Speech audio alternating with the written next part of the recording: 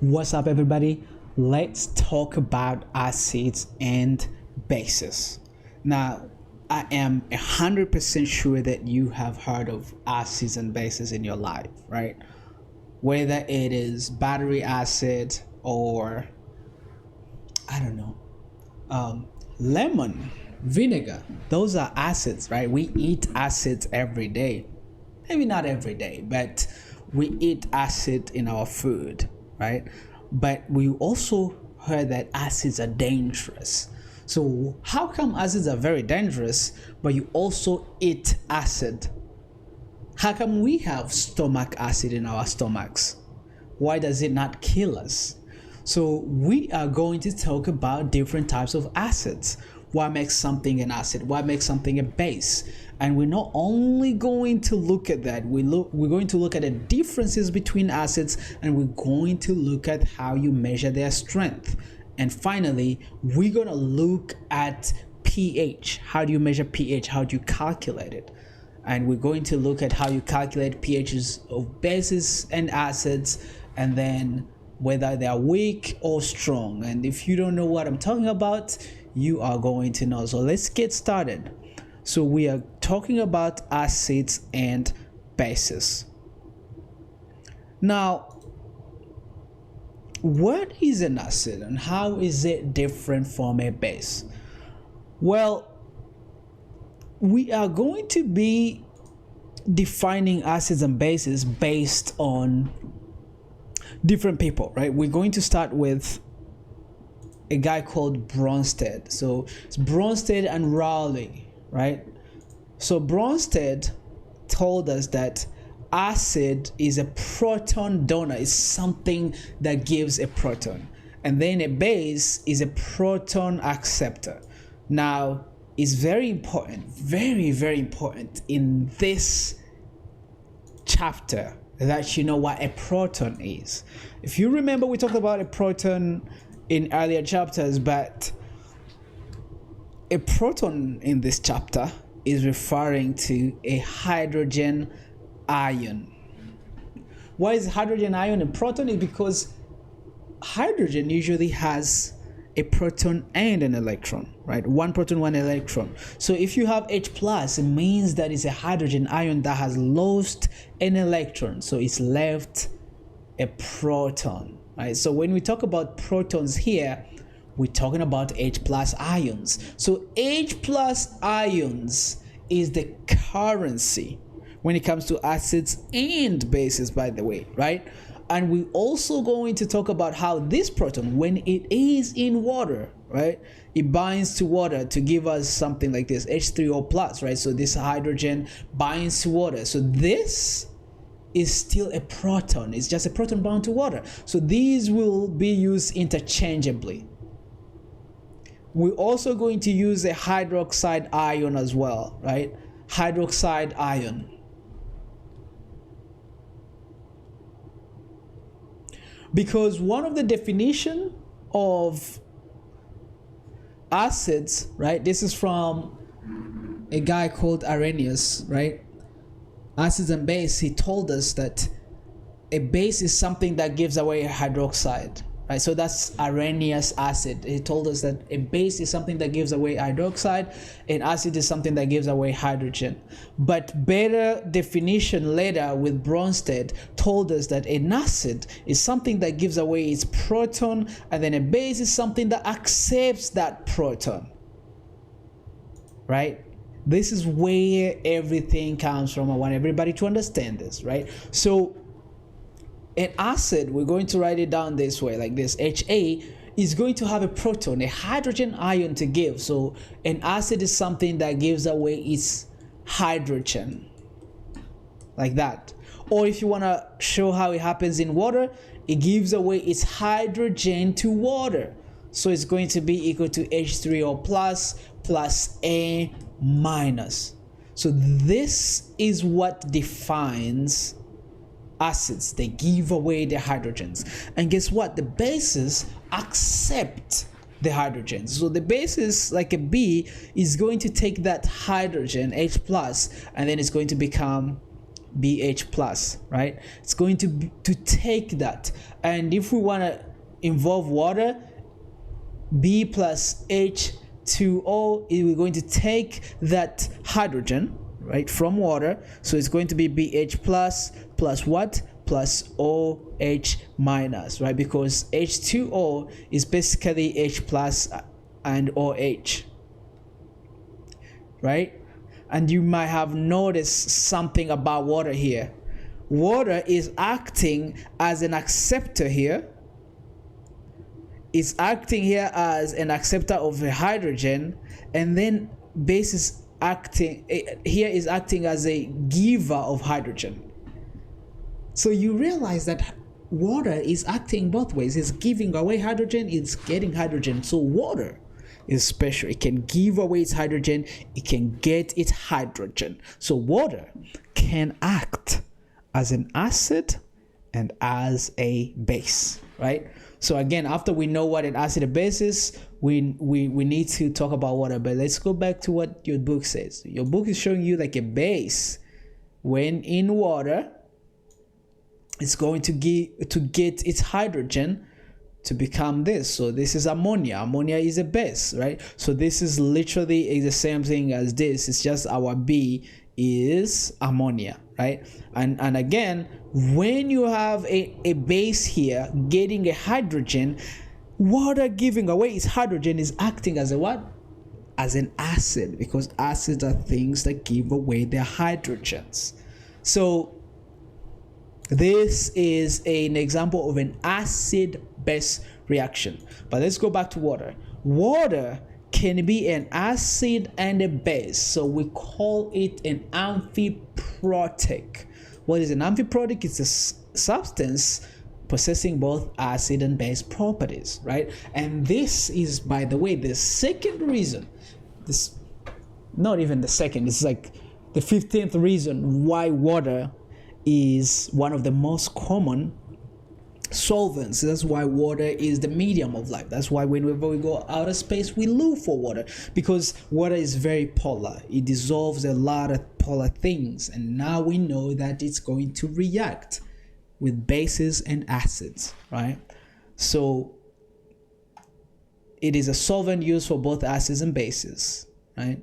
And again, solute-solvent interaction between water and both acids and bases, they promote solubility and dissociation, meaning that it makes the acid and bases more soluble and causes them to dissociate. How do they dissociate?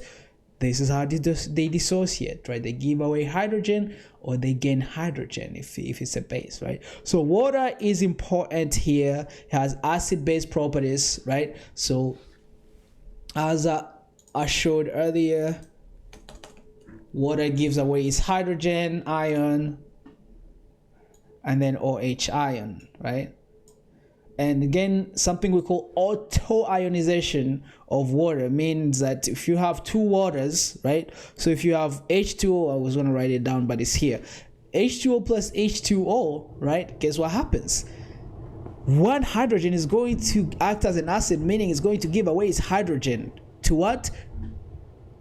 To another water, to a base. So it's going to become H3O plus OH minus. So it's both waters, but one acts as an acid, one acts as a base. It's auto-ionization of water. So this is a special acid-base reaction. Why do we care about that? We care about that because of something we call the ion product of water. So it turns out that whenever you have things dissolved in a solution at equal parts, meaning whenever you have water where you have, the hydrogen ions equal to the OH ions, right? Because that's what water gives, right? If we do an ion product of water, right, which is Kc times H2O, right? The ion product of water, which is equal to H times OH, it seems like at 25 degrees Celsius, it does not change. It stays the same. So H plus times OH minus is always equal to 1 times 10 to the negative 14. This is an important number, very, very important number that we need to know, right? So if at any point, and I'm going to write it down here because I'm going to be writing some formulas that we need to know here. So the concentration of H plus ions times the concentration of OH minus ions is equal to 10 times, not 10, it's good, getting ahead of myself. Okay, it's equal to 1 times 10 to the negative 14, right? And this is important because guess what? If you have this formula and then you have the concentration of your H plus concentration, of your H plus ions, guess what? You can measure or you can calculate the concentration of the OH minus, right? So if you have one, you can calculate the other very easily. Very important formula coming from the product of water, right? But let's go back to our acids and bases. As I talked about earlier, right, there are acids that you can eat, like vinegar. Vinegar is an acid, acetic acid. But there are also acids like battery acid that you should not even touch. Very, very dangerous. So what is the difference between them? Well, it's what we call strong or weak, right? Strong or weak acids and bases, right? And in fact, it's not just acids and bases, right? We can have strong or weak electrolytes, right? Electrolytes. So strong or weak electrolytes. But let's talk about the differences, right? So their differences are here. So a strong acid, right? So a strong acid or a base, the strength comes from how fast they dissociate when in water. That's it. We've seen that acids dissociate into H plus A minus when they're in water. Base get H plus. So the strength, the degree of the dissociation is how strong or weak a acid is or a base. So let's look at an acid, for example. A strong acid, right? I'm going to give you, so if I ask you 3 questions, I'm going to ask you like, hey, what's the difference between strong acids and strong bases? I'm going to give you 3. The first one is that strong acids and bases will dissolve completely, right? So whenever you have HA becomes H plus A minus, they will dissolve completely, not partially. And then if it's weak, it will dissolve partially. Why is this dissolve partially? Because it's going back, right? It's reversible. It's a reaction that's going to reach equilibrium. So weak acids and bases are reversible, whereas strong acids and bases are irreversible, right? And again, number 3, these reach equilibrium because they're reversible, and these reach no equilibrium. So strong acids, strong bases they dissolve completely really fast. They are irreversible. They don't come back. They don't reach equilibrium, right? So that's why they can dissolve your flesh. You know, it's like strong acids are bad for you, but weak acids can go back and forth. They're pretty weak. All right. So I'm going to need you to know the differences between these, but also I'm going to need you to know some examples.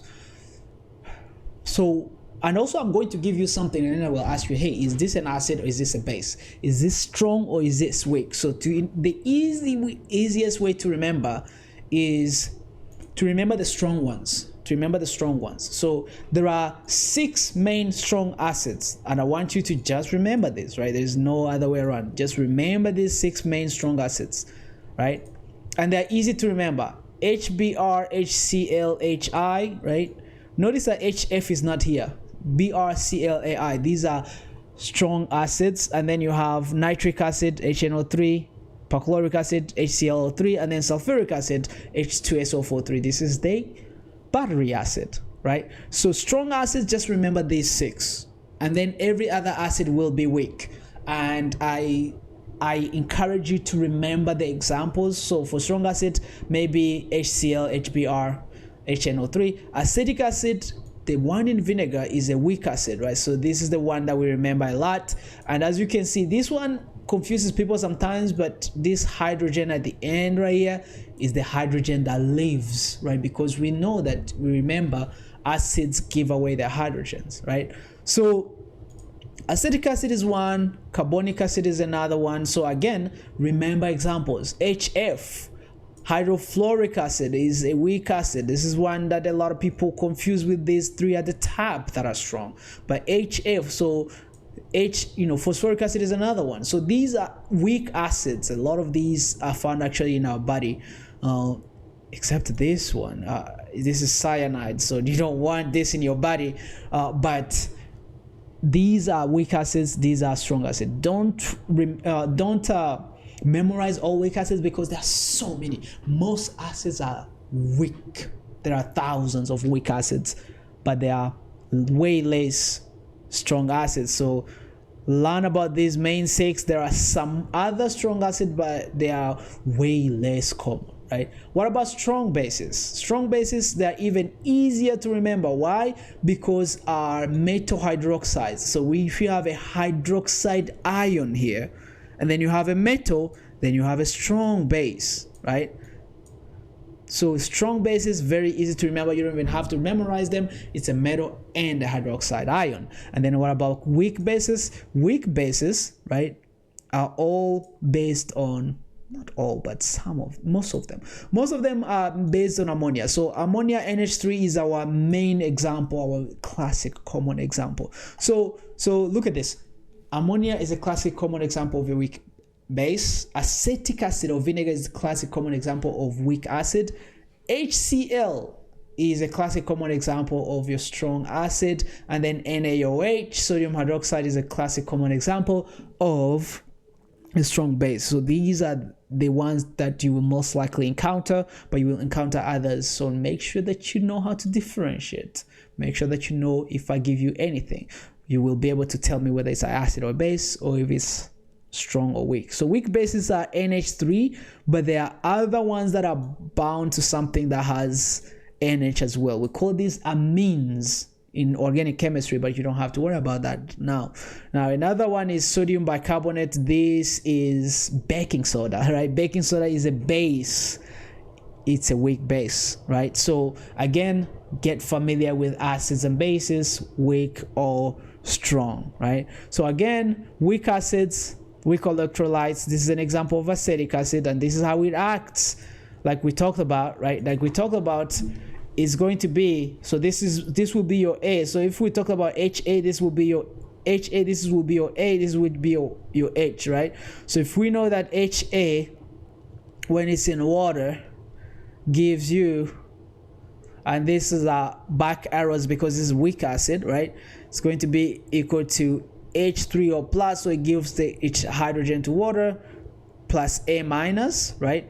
So then if your A is this part, this will be your A minus, this will be your H3O minus, right?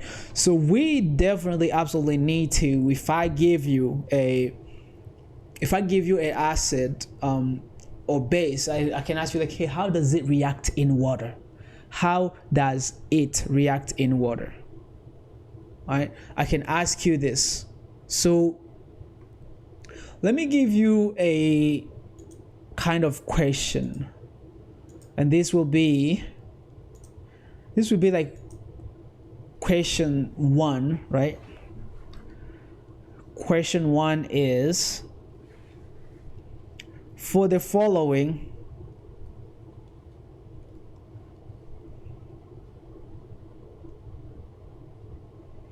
indicate whether it is an acid or base. It is an acid or base,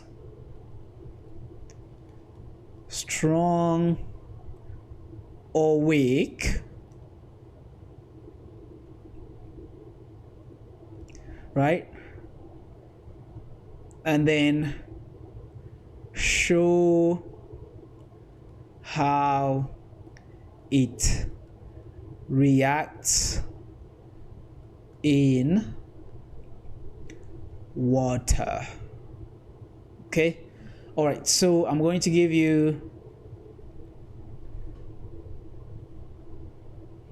I don't know, not actually that one. Let me do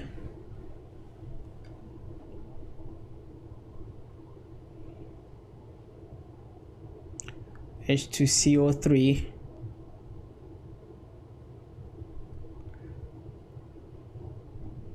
let me give you HBr, let me give you NH3. all right, so for these ones I want you to show me how it reacts in water. So it's kind of like this, right? It's like how it reacts in water, like actually I'm showing you some of the ones that I just asked you, but how does it react in water, right?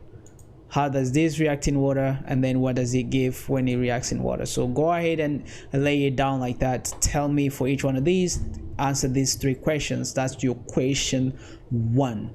Now let's talk about actually let's actually add something else here, and I will show you indicate acid base conjugate acid and conjugate base for each reaction. You're going to indicate these. What are these? When you have an acid reaction or an acid base reaction, right? You have an acid, you have a base, and guess what? You always have an acid base reaction, because when an acid gives away its hydrogen and gives away to something, that something is a hydrogen acceptor, and that's what a base is. So it's always an acid base reaction. And when you have an acid base reaction, guess what? An acid that has given away its hydrogen, it's something that now needs a hydrogen. And what do we call something that needs a hydrogen?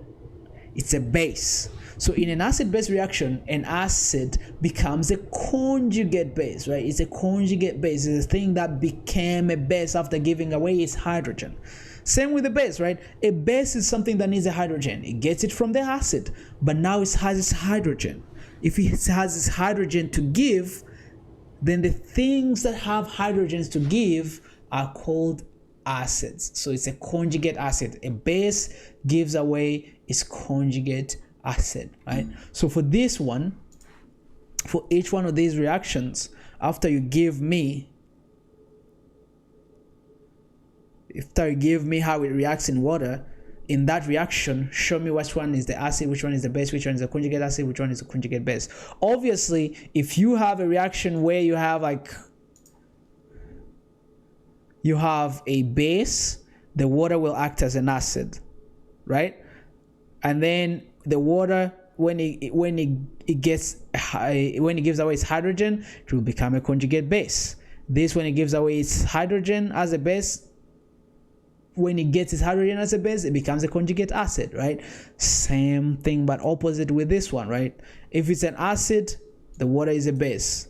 If the acid gives away its hydrogen, it becomes a conjugate base. If the water gets its hydrogen, now it's a conjugate acid. So make sure that you know how to tell me what the entities are, okay? So after this, after you do this exercise for question 1, now we're going to the next thing, which is pH. What is pH of acids and bases? So we are good at telling which one is a weak acid, which one is a weak base, but that is not enough to tell, right? We need to actually measure exactly how strong our acid is or our base is. So we use pH in it to do that. And pH is a scale that indicates the acidity or basicity of a solution. It goes from 0 to 14, right? And then It's kind of similar to temperature scale, but we'll talk about that later. Very important. What's the formula for pH? pH is negative log of H plus concentration. If you remember, it's the same as negative log of H plus concentration, right? Because if you remember, the H plus concentration is the same as H3O plus concentration. It's just that we are indicating that this is bound to water because it's not by itself in solution, right? So this is the formula for pH, negative log of H plus, right? Again, the pH range is 0 to 14, right? 0 being very basic, 0 being very acidic, 14 being very basic. In the middle, we call it neutral, right? And then bringing you back to what we talked about earlier. If pH is equal to negative log of H plus, check this out.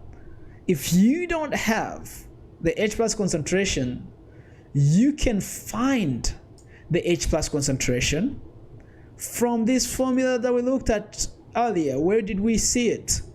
When we were talking about water, right? The iron product of water. So from this, you can be like, okay, if you have OH minus concentration, 1 times 10 to the negative 14 over H plus over OH minus concentration will give you OH plus concentration, right? So from this, you can be like, oh, okay, H plus concentration is equal to 1 times 10 to the negative 14 over the OH minus concentration, right? So you can find H plus. So these are the kind of like equations that we're looking at. Again, these are examples of pH, kind of like to give you an idea. Hydrochloric acid, very, very acidic, is at pH 0. Stomach acid, also very acidic at pH 1. Lemon juice is actually like pretty, high pH, 2 to 3. Vinegar is about 3, right? Tomatoes, pH 4. By the way, one thing you'll realize, very important, because pH is at the log scale, is on a log scale, right? A difference between pH of 1 and pH of 2, it's not 1, it's times 10 the concentration, right? So a pH of 1 is 10 times more acidic than a pH of 2. It's a log scale. It's what we call a log scale, right? So a pH of 1 is 10 times more concentration of H plus ions. So if you see the small differences, they are not that small, right? Black coffee, pH of 5. Blood is about pH of 7.4. Very important, because guess what? If you get a pH of like 8 or a pH of 7, you get sick. That's how pH is important pH is. But baking soda, we're talking about how baking soda is a weak base. And then all the way here, you have sodium hydroxide, which is 14, right? So these are, again, very, these are pH numbers to kind of give you an idea of the pH scale, all right? But again, to give you an idea, the difference in one pH means 10 times the concentration, right? So how do we define pH? pH, again, 10 times, right? 10 times more. How do we measure pH? We usually measure pH using a pH meter, right? We use a pH meter. We can use an indicator, we can use a pH paper, or you can use a pH meter. So if I ask you like, hey, how do we measure pH? We can use a pH paper, we can use an indicator, you can use a pH meter. There's something also we call a litmus paper that can tell us whether something is acidic or basic, right? So again, this is how we calculate the pH. However, this is how we calculate. The formula that I gave you is how you calculate the pH of strong acids or bases, right? pH of strong acids or bases. Before I go on, let me go back to that formula list that I started, right? So pH is equal to negative log of H plus or H3O plus, right? But guess what? If you have OH, you can measure the POH as well. POH, which is equal to negative log of OH minus, right? Very important to remember. And then guess what? Even better, pH plus POH is equal to 14, right? And remember, this is for strong acids,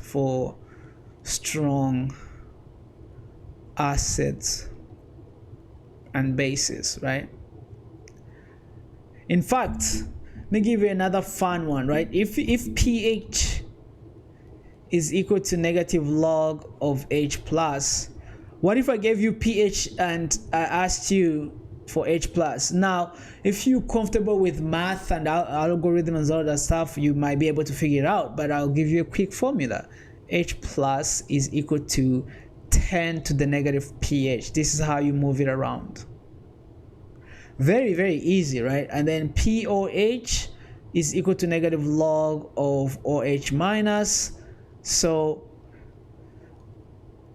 OH minus is equal to 10 to the negative POH, right? Again, these are shortcuts. These are things that you can figure out from the original pH formula, but I like to give them out so that you can kind of, use it as a shortcut. But very importantly, you need to understand what they are and why we're using them, right? So these are how we calculate the pH for strong acids and bases. So if I give you an example like, hey, the pH of rainwater collected in a certain region in the northeastern United States was 4.8. What is the H ion? So that's actually the formula that I just gave you, right? If they gave you pH here, they're asking for the H plus concentration, right? Again, I just gave you a very quick formula that say H plus concentration is equal to 10 to the negative pH. You just plug in the numbers and then you realize that H plus ion concentration is this. Now here, the OH ion concentration of the sample, right, is this. That's OH ion. So what is the pH of the blood? Very important. This is the OH ion. So if they give me OH ion, I cannot find pH right away, right? But what can I find? I can find the POH, right? So if I can find the POH, which is negative log of OH minus, which is equal to this, right? Then I can be like, oh, okay, I know that pH plus POH is equal to 14. So pH is equal to 14 minus POH. And you get the beautiful pH right here, which is a healthy pH, right? So again, this is for strong acids, right? Strong acids are strong electrolytes. Strong acids dissolve completely in water, right? Very important. Same with the strong bases, right? Strong bases, if you remember, they are metal hydroxides, right? They dissolve completely in water, so we can get the OH concentration from there, right? Now, let me ask you this. Let me go back, right?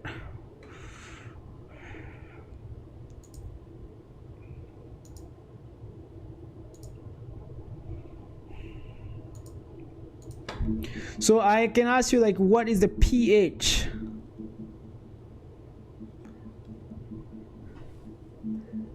What is the pH of a 0.1 molar HCl solution, right? Very, very easy. What is the pH of 0.1 molar pH solution? How are you going to solve this? You're going to be like, oh, okay, HCl is a strong base, so I can use the pH formula, the strong acid, it's on the strong acid list. So what's the pH? The pH is equal to negative log of H plus. Then you're going to be like, oh, okay, but I don't have H plus. How do I get H plus? Well, you have HCl. HCl, if you remember, it dissolves in water to give us H plus plus Cl minus. So this is our H plus concentration. Now let me ask you this. If you have 0.1 molar of HCl, what will be the H plus concentration here? That's right, it's 0.1 molar. Why? Because one of them gives one of them. It's a one-on-one relationship. The concentration will be the same. So our pH here will be equal to negative log of the concentration of H plus, which is 0.1 here, right? Negative log of 0.1 should be 1. Is it 1 or negative 1? It's negative 1, right? If it's negative 1, I'm just going to give this. So negative 1, so pH will be equal to 1, right? So that is how you find the pH. But check this out. What if I ask you, what is the pH? I want you to pay attention here.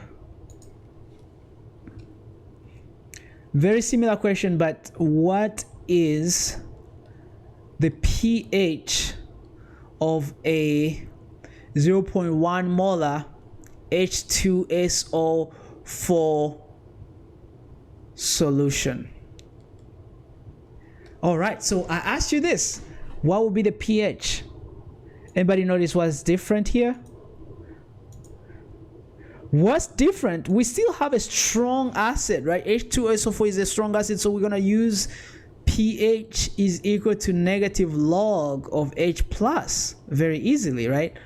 But one thing you'll notice is that H2SO4, when it dissolves in water, guess what happens? It gives away 2 hydrogen ions. 2H plus SO4 2 minus, right? So for each one of these, you get 2 of these, right? So if you have 0.1 molar of H2SO4, what will be the concentration of 2H plus? It's going to be 0.2 molar, right? Instead of 0.1 molar, because it's multiplied by 2. So the concentration of this is going to be 0.2. So the pH is equal to negative log of 0.2, right? Which is going to be equal to 2. So the pH here is going to be equal to 2, whereas the pH here was equal to 1. Why? Because you have 2 hydrogens in this acid.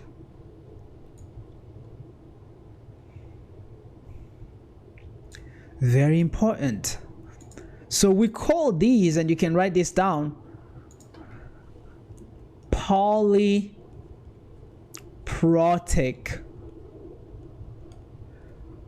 acids. Polyprotic acids. And these are acids that contain / give away more than 1 proton or H plus ion, right?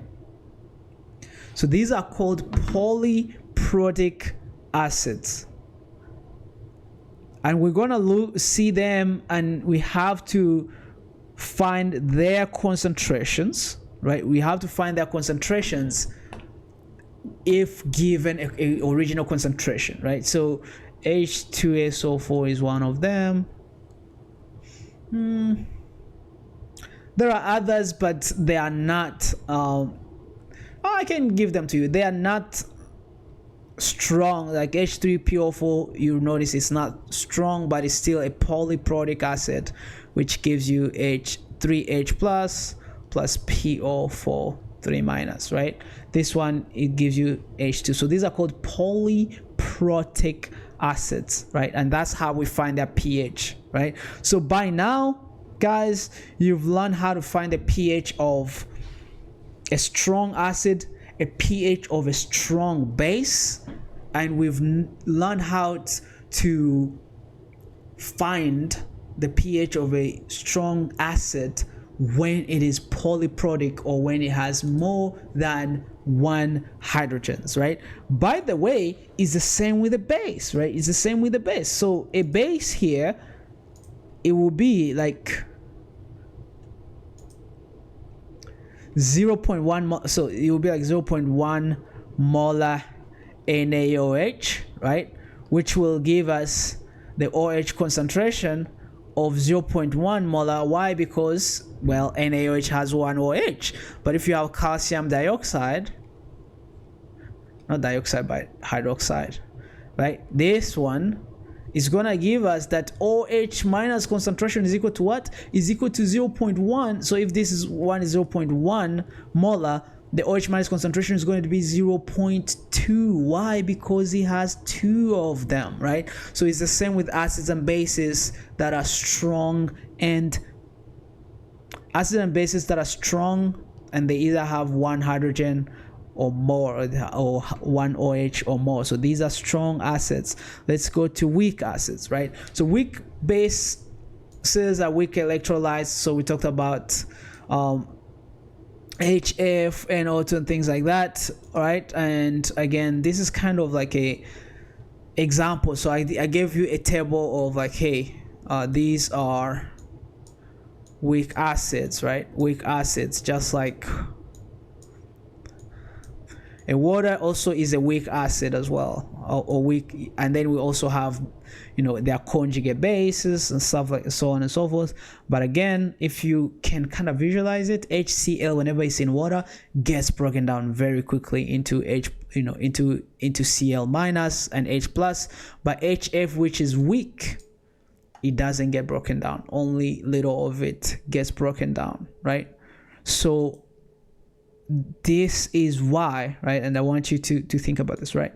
This is why we cannot, if I say that HF, 0.1 molar of HF, right? And HF gives away H plus plus F minus.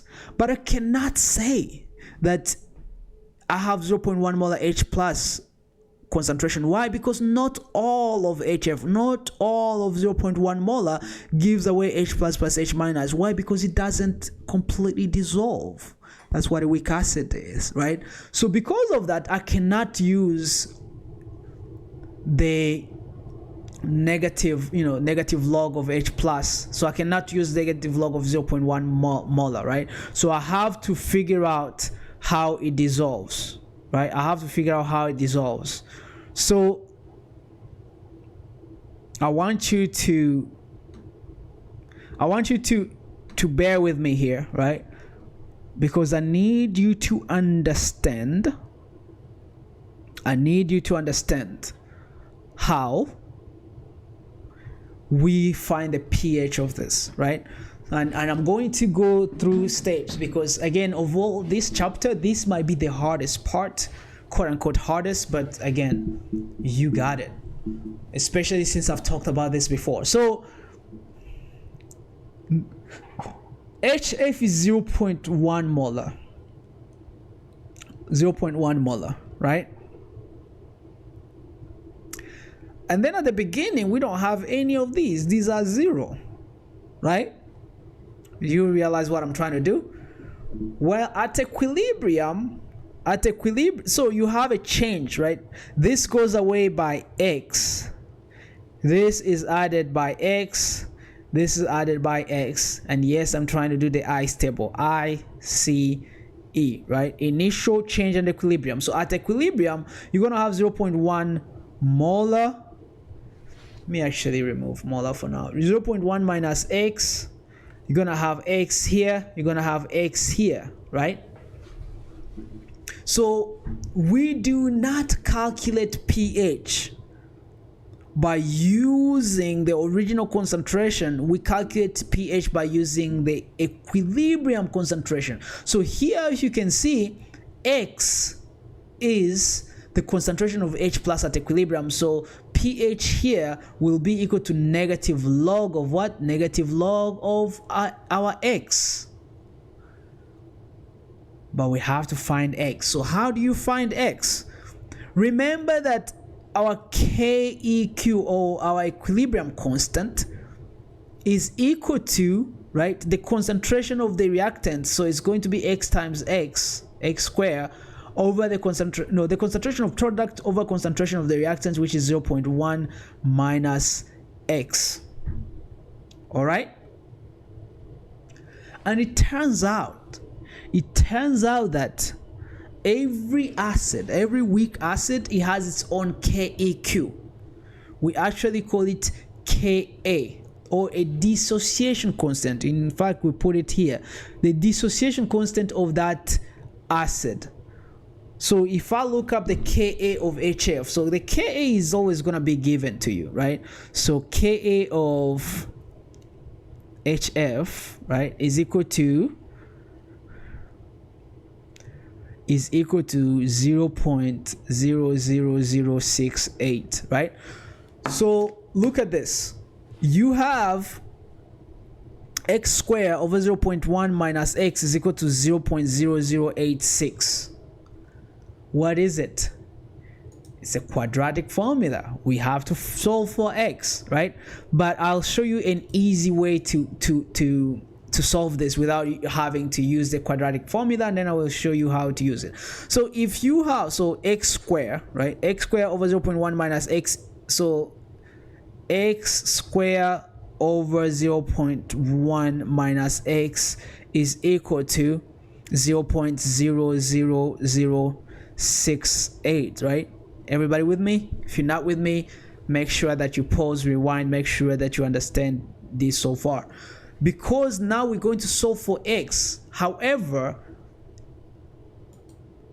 so we can just multiply the bottom to this part and then say x squared is equal to that. Or if the number in front of x here, right, the number in front of x, if the number in front of x here is much bigger than your Ka, the number in front of x is much bigger than your Ka, then you can approximate. So this is the approximation that we make. Approximation or assumption, right?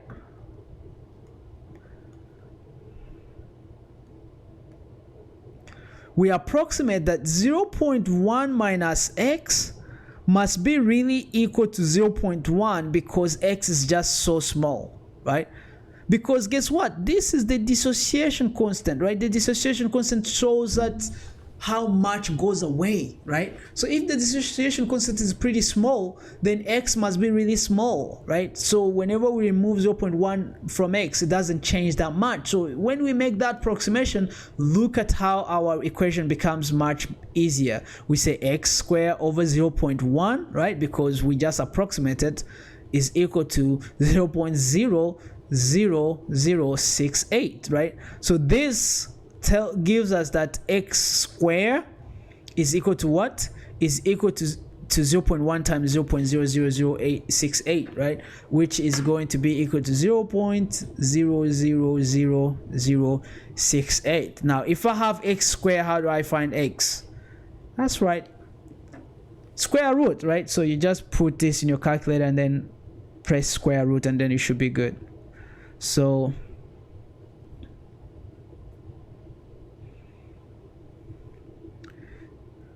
square root of 0.00068 is equal to what? Is equal to 0.008. That's my x. And then now that I got my x, I'm gonna go up here and be like, okay, the pH of that, the pH of x is, right, log of that, right, log of 0.008, negative log of that, right, which is 2, right? The pH is 2. So the pH here is 2. pH is equal to 2. All right? Does that make sense? That is how we find the pH of weak acids and bases, right? So let's look at the second question that I'm going to give you. The second question, Q2, is going to be equal to find the pH of the following, right? A,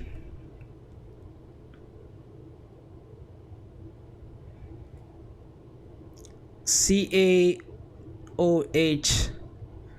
No, let's do a 0.002 molar solution of AlOH3, right? B,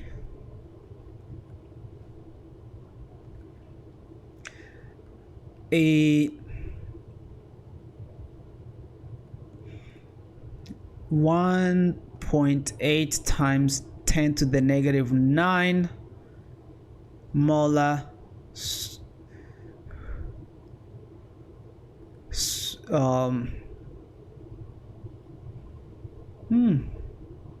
solution of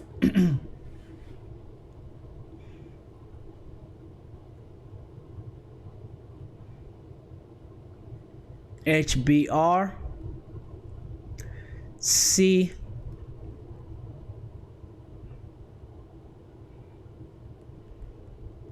and H2SO4 solution with a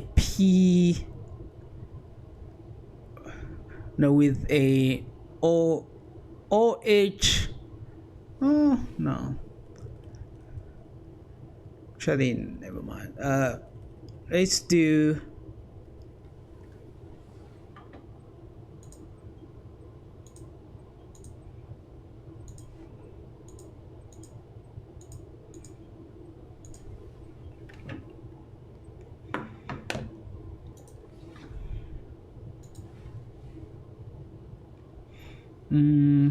okay, let's do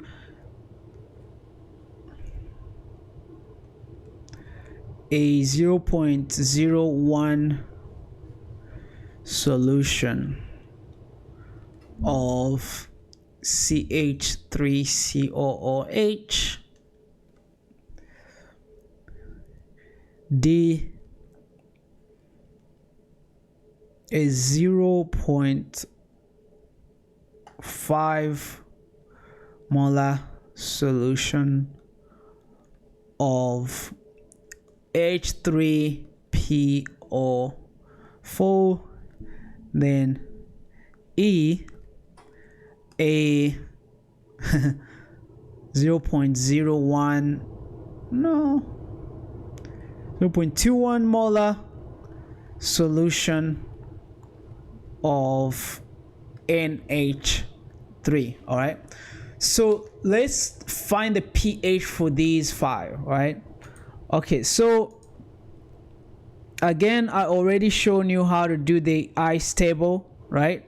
And then I already shown you how to do the approximation, right? To approximate that this is equal to this, because our Ka is way less than the number that we have in front, right?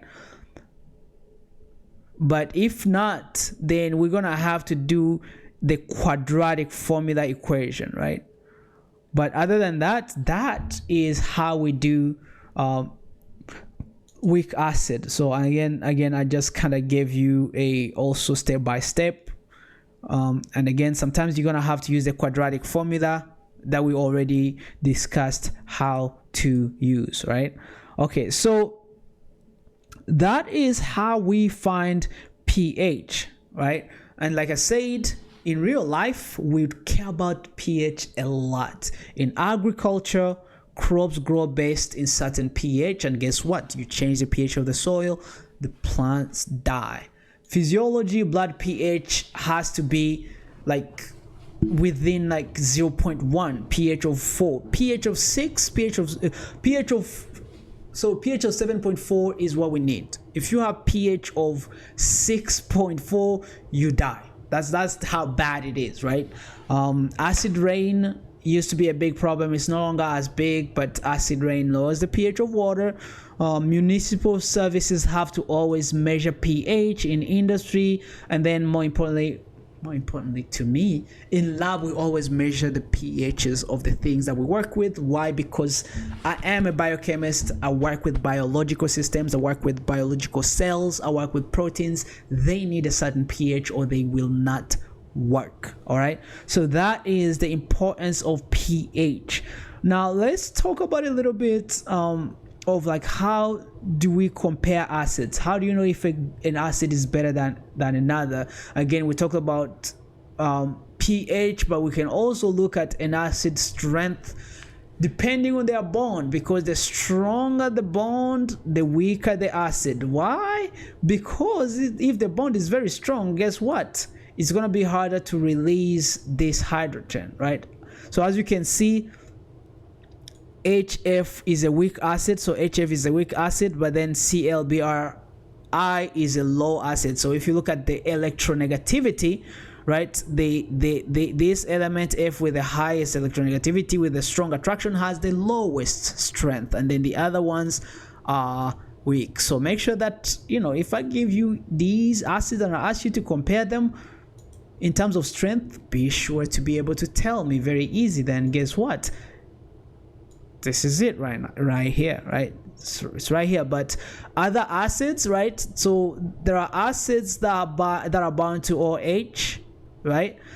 Guess what? The OH bond will be more polar and easier to break, right? So we have these acids here, right?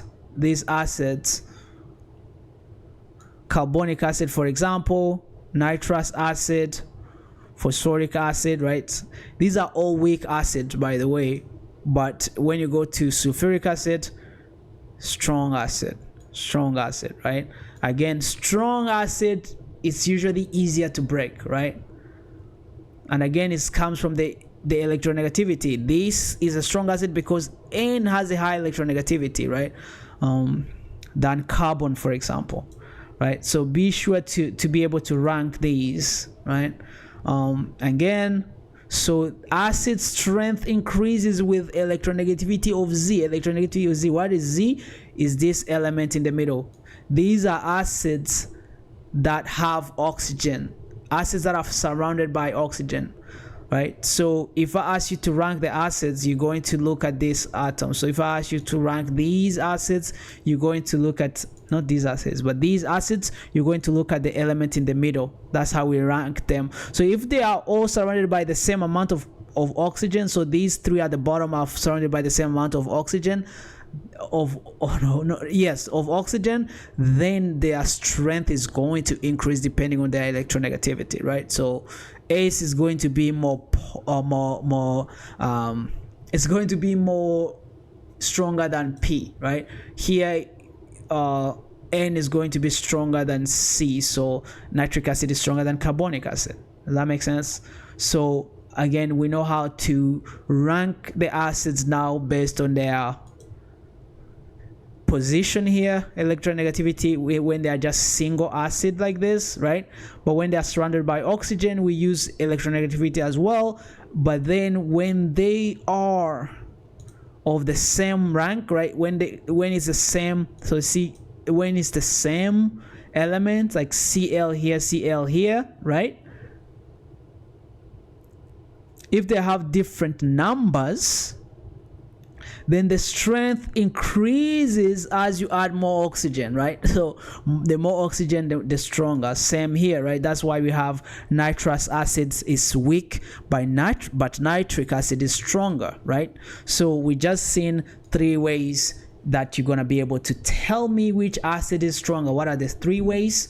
You're gonna tell me. You're gonna look at their electronegativity, right? If it's just one thing bound to hydrogen, we're also going to look at the electronegativity of the central atom if they're surrounded by oxygen, and if they are the same central atom, we're going to count the number of oxygens surrounding them, and the more oxygen, the stronger. So I will definitely give you a list of, actually let's do a last let's do a last question, and then I'll talk about one more thing before we finish. Actually, before I go to question 3, let me kind of put it all together and make sure that you understand it. So when it comes to ranking assets, right, ranking the strength of assets, right, so ranking the strength of assets, right, there are a few things that we need to look at, right? First, we need to look at electronegativity.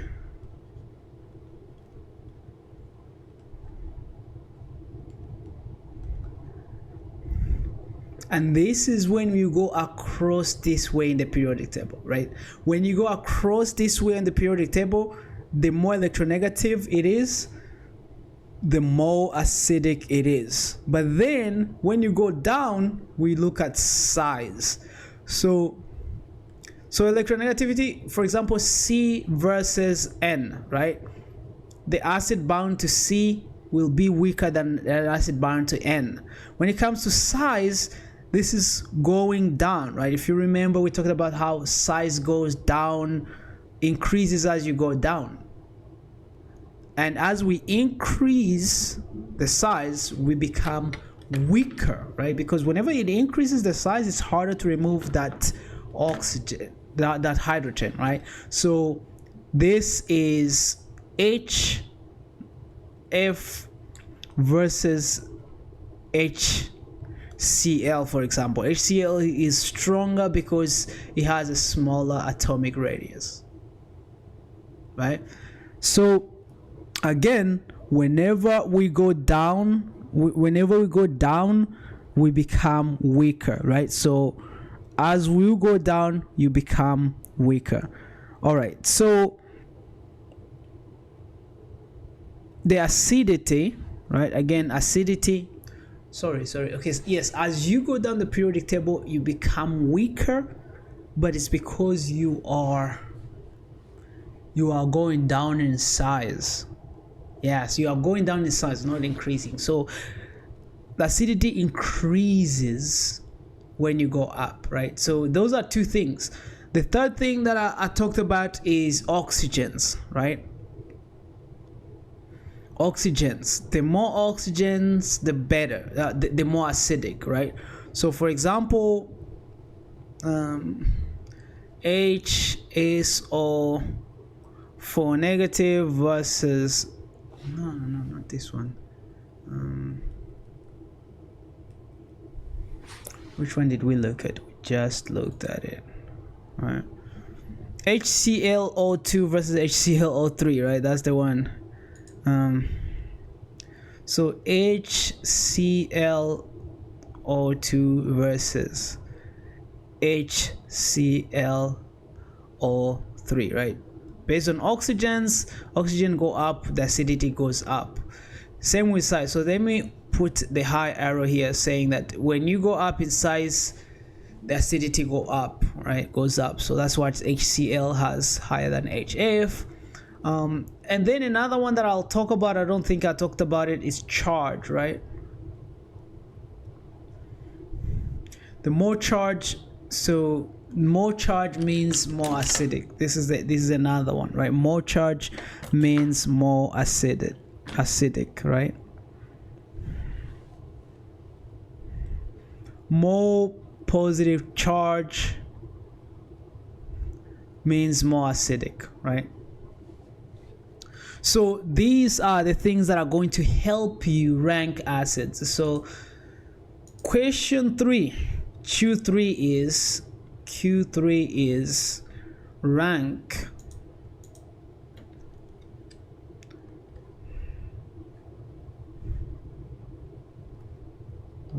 the following in terms of acid strength. All right, so and then it's going to be something like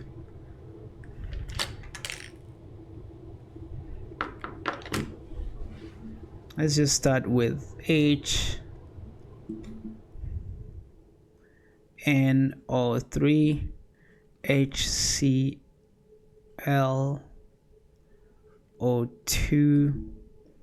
HClO4.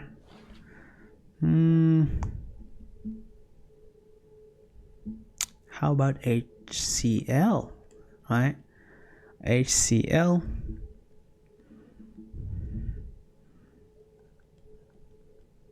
HF, HBr. Let's just do one more. Let's make it different and do CH3COOH, right? Rank the following in terms of acidity, acid strength, increasing meaning that you're going to start from the smallest to the highest. All right, that's your question 3.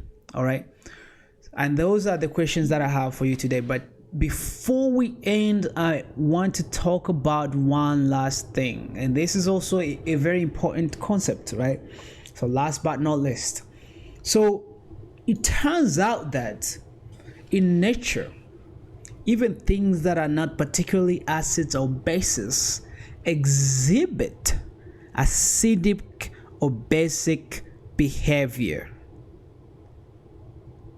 Whether it's a salt, whether it's an ionic compound, whether it's something, they will exhibit acidic or basic behavior. So it had become necessary to redefine, in some cases, what we call an acid and base. So I'm going to introduce you to some of these, right? So here we have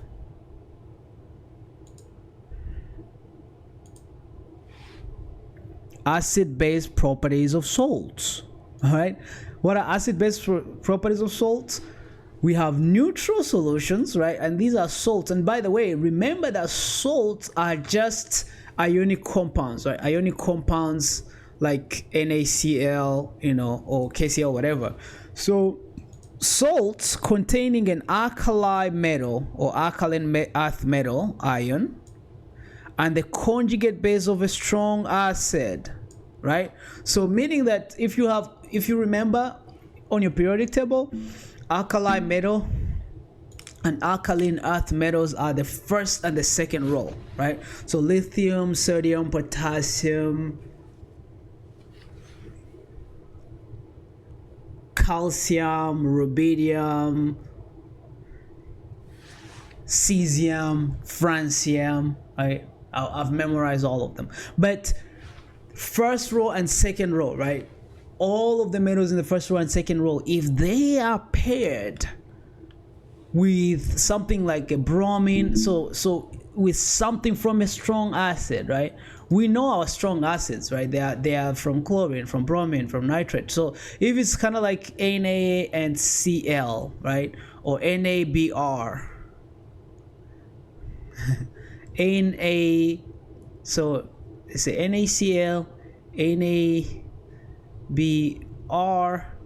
Ki, for example, right? Because K is the first row, right? Or even if it's in the second row, magnesium bromide. This is also a neutral salt, right? This is also a neutral salt. But if you derive these, right, I want you to realize this. If you derive these salts from a weak acid, from a strong base and weak acid, right? From a strong base and a weak acid. What's a strong base? Sodium, for example. What's a weak acid? Acetic acid. When you have those, then these solutions are basic. This is a salt, but it's a basic salt. Does that make sense? An acid salt will be from a strong acid, so it will come from a strong acid and a weak base, right?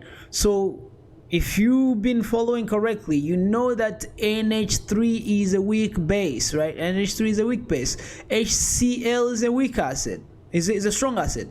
If they get together and they give you NH4Cl, this is a salt. It's an ionic compound, but it is an acid one. It's no longer neutral.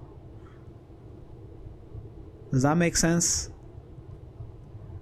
Because in solution, it's gonna give away its hydrogen. So it's an acidic salt. And some salts with small highly charged metal cations, right? They can be a small highly charged metal cations and the conjugate base of a strong acid, right? This one is a bit harder to understand, but that's okay. Don't worry about that, right? But it's very important to understand that. It's very important to understand this, that, and this is a good table putting it all together, right? If you have cation from strong base and an anion from strong acid, so strong will give you a neutral, so the pH is 0, it's neutral, right? But a cation from a strong base and an anion from a weak acid, right, will give you a base. Cation from a weak base and an anion from a strong acid will give you what? An acid. Very important. And then if you are both from weak, if you are both from a weak acid or weak base, they will depend on their Kb and Ka, which is the dissociation of the base versus the association of the acid, right? So that is the acid-base properties of salt, right? Very important. I also have it in table form to kind of give you an idea of examples, right? Because no, this one is when you have oxygen, right? When you have oxygen or oxides, right? They can also be basic, acidic, or amphoteric oxide. And if you can see the oxides, right, the elements from this side are what? They are acidic. The oxide from this side, which is metal, are what? They are basic, right? And then in the between they are amphoteric, or as we've seen earlier, they are both acids and bases.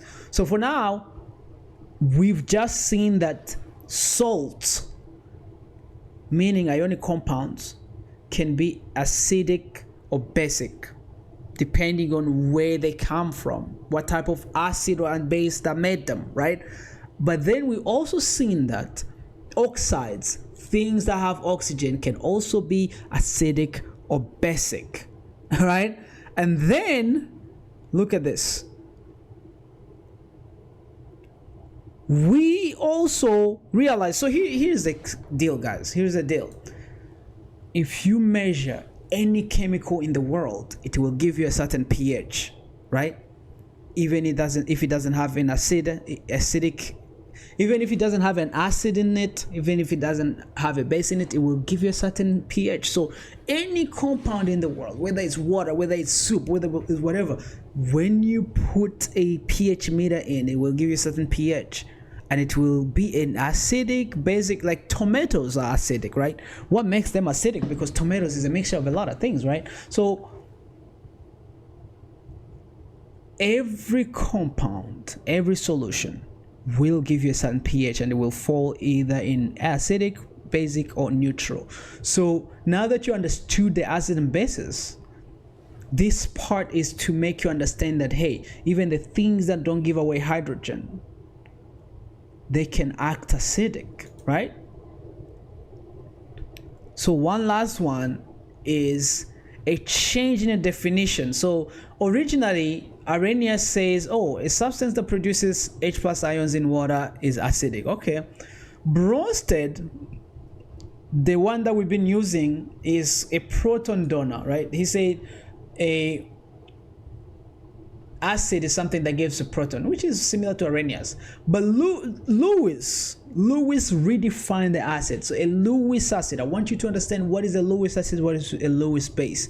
A Lewis acid is a substance that can accept a pair of electrons. So it's no longer about the protons, it's about electrons, right? So something that can accept a pair of electrons, it's an acid, right? So if you can see hydrogen here, it's plus because it's missing electrons, right?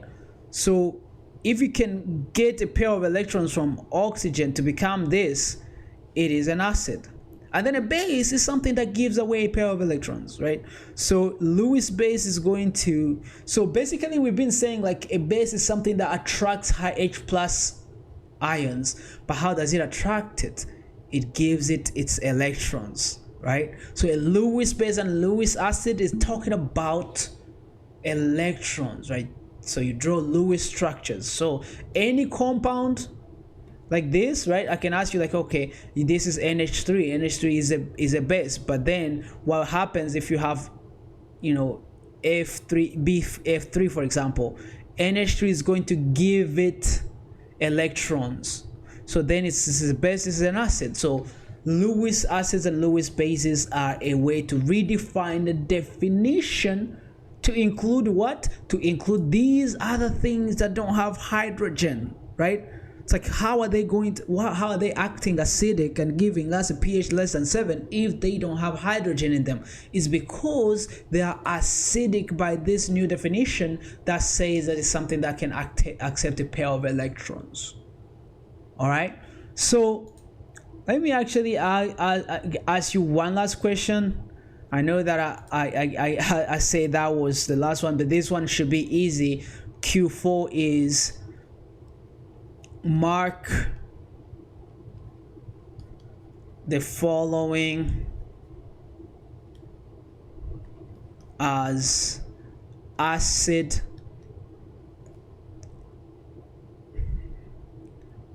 or basic, acidic or basic, right? So just on your paper, just give me B or A. A is acid, B is basic, right? So NO2, NH4Br, calcium carbonate, aluminum oxide,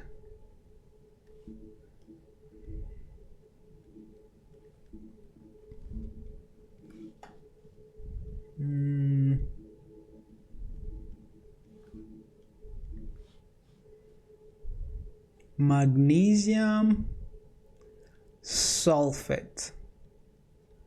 So for these 5, you're gonna tell me whether it's an acid or base, right? Again, these might not be as obvious because again, they are not our traditional typical acids and bases.